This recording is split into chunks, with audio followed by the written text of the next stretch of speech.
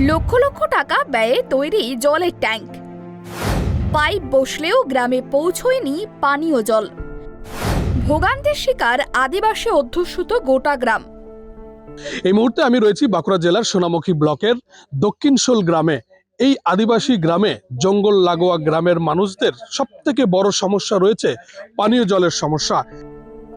বাঁকুড়া জেলার সোনামুখী ব্লকের বিজেপি পরিচালিত মানিকবাজার গ্রাম পঞ্চায়েতের আদিবাসী অধ্যুষিত দক্ষিণশোল গ্রাম। গ্রামে রয়েছে প্রায় 25 থেকে 30টি পরিবার। গ্রামে দীর্ঘদিন ধরেই পানীয় জলের সমস্যায় গ্রামবাসীরা স্থানীয় প্রশাসনকে বারংবার পানীয় জলের দাবি জানানোর পর 2022 সালে গ্রামের মাঝে 36,19,000 টাকা ব্যয়ে পশ্চিমবঙ্গ জনস্বাস্থ্য কারিগরি দপ্তরের পক্ষ থেকে জল জীবন মিশন প্রকল্পের একটি মিনি নলবাহিত জল সরবরাহ প্রকল্পের বাস্তবায়ন করা হয়। প্রত্যেকের বাড়ি বাড়ি লাগানো হয় ট্যাপ কল। এই গ্রামের মানুষদেরকে এই মুহূর্তে কুয়োর জল ব্যবহার করতে হয়। আমি সেই ছবিটাই দেখাবো।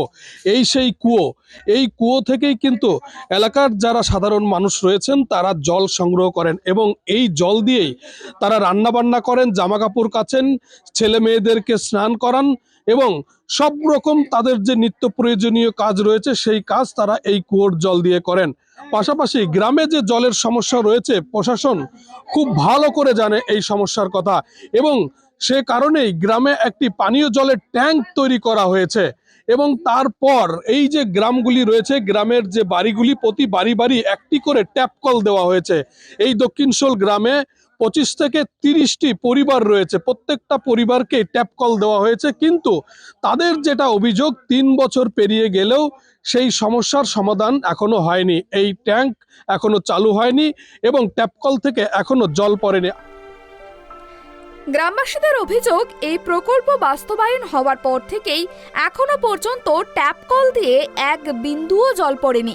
বাধ্য হয়েই গ্রামের মাঝে থাকা একটি কুয়োর নোংরা জল পান করেই দিন গুজরান করছে গ্রামের মানুষজন। আমাদের জলের সমস্যা, এই কুয়ার জলেতে বাসন মাজা, কাপড় কাচা, ছেলে মেয়েদের চান করা। হ্যাঁ হ্যাঁ, কুয়ার জলই খাচ্ছি, ওখানেই সবকিছু, কাপড় চুপড়, ছেলে মেয়ে চান করা, হাড়ি কড়ায় মাজা মাঞ্জি সব কুয়ার জলতেই হচ্ছে। আপনাদের এই সমস্যার কথা প্রশাসনকে জানাননি? হ্যাঁ জানিয়েছি তো, আমরা জানাইছি, দিয়ে ওরা বলছে হয়ে যাবে 6 মাস সময় লাগবে। 6 মাস করে 3 বছর হয়ে গেল, এখনো কই কিছু হচ্ছে না। স্ট্যাপ বসানো হয়েছে ঘরে ঘরে এক একটা করে, ওই বসানোই রয়ে গেছে। গ্রামের সমস্যা জল আমরা পঞ্চায়েতে অনুরোধ করেছি, এমএলএ সাহেবকে বলেছি। আমাদের যে কুয়োর জল আমরা এখনও বর্ষাকালে আমাদের খেলে অনেকেরই পায়খানা প্রবলেম হচ্ছে, আমাশয় হচ্ছে, ডায়রিয়া টাইপের হচ্ছে, কেউ গুরুত্ব দেয়নি। দেখছি আশা রাখছি। কুয়োর জল আমরা একদম ফিল্ডে দেখিয়েছি ওনাদেরকে যে আমরা কুয়োর জল খাচ্ছি এবং আমাদের একটা ট্যাঙ্ক করেছে, 22 সালে শুরু করেছে, ক সালে যে শেষ হবে তাও ঠিক নেই। গ্রামে তো জলের ট্যাঙ্ক করা হয়েছে, সেটা কি এখনো চালু হয়নি? না, ওই 22 সালের থেকে ওই একজন করে আসছে, যাদের কাছে অনুরোধ করছি আমার কাজটুকু করে দিলাম, তারপরে দেখবেন চালু হয়ে যাবে। কাল চালু হবে, পরশু চালু হবে, ডিসেম্বরের জানুয়ারি, কোন জানুয়ারি সালে যে পরীক্ষা চালু হবে তাও জানা নেই। গ্রীষ্মকালে আপনাদের কতটা সমস্যা পড়তে হয়? গ্রীষ্মকালে তো একদম কুয়োর জল আমাদের অনেকক্ষণ ধৈর্য ধরে কুয়োর বালতি ডুবে, এই অবস্থা, কুয়োর জল পুরো মরে। স্থানীয় বিজেপি পরিচালিত গ্রাম পঞ্চায়েতের প্রধান প্রদীপ মাল জানিয়েছেন, গ্রামবাসীরা যে কুয়োর জল খাচ্ছে এই বিষয়টা তার জানা। এটা খুবই দুঃখের বিষয়।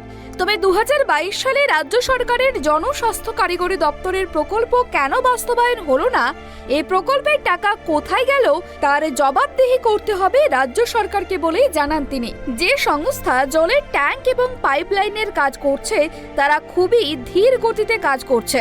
বিষয়টি অতি তৎপরতার সঙ্গে দেখে 1 সপ্তাহের মধ্যে গ্রামের মানুষের জল পাওয়ার বন্দোবস্ত করার আশ্বাস দিয়েছেন জনস্বাস্থ্য কারিগরি দপ্তরের বিষ্ণুপুর মহকুমার অ্যাসিস্ট্যান্ট ইঞ্জিনিয়ার সুকান্ত চক্রবর্তী। ওটা হচ্ছে আমাদের single village scheme. Single village scheme মানে হচ্ছে আমাদের ওই 100-র মধ্যে পরিবারের একটা জল দেওয়ার জন্য আমাদের একটা প্রকল্প আমাদের করা হয়েছে। তো সেখানে আমাদের ওই স্টিল স্ট্রাকচার করে ট্যাঙ্ক বসানো হয়েছে তো এই কাজগুলো আমাদের যে সংস্থা এই কাজগুলো পেয়েছে, আমার সাব ডিভিশনে 150টা ছিল টোটাল, তার মধ্যে এইটা একটা। তো যে সংস্থা পেয়েছিল সেই সংস্থার কাজের গতি খুব ধীর।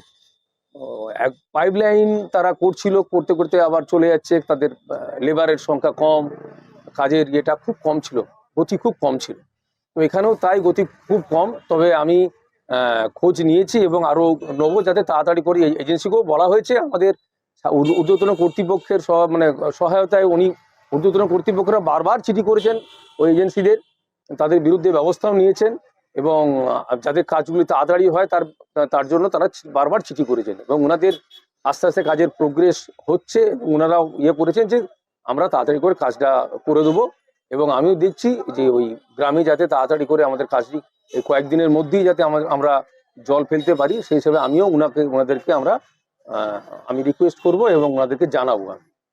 সোনামুখী জঙ্গল লাগোয়া এই আদিবাসী গ্রাম অর্থাৎ দক্ষিণশোল গ্রামে সাধারণ যারা মানুষ, তাদেরকে গ্রীষ্মকাল এলে এই কুয়োর জলও কিন্তু শুকিয়ে যায় এবং তখন তাদেরকে আরো বেশি সমস্যার সম্মুখীন হতে হয়।